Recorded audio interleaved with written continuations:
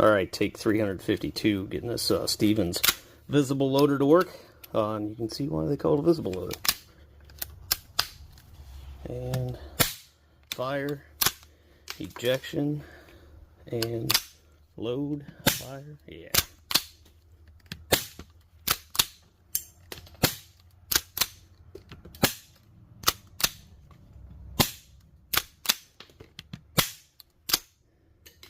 Nice.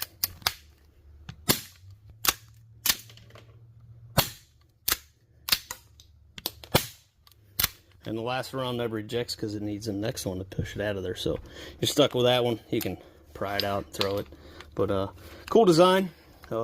Wish they worked better. Seem to have this one working okay. So we'll get it back to the owner. Hopefully he's happy with her.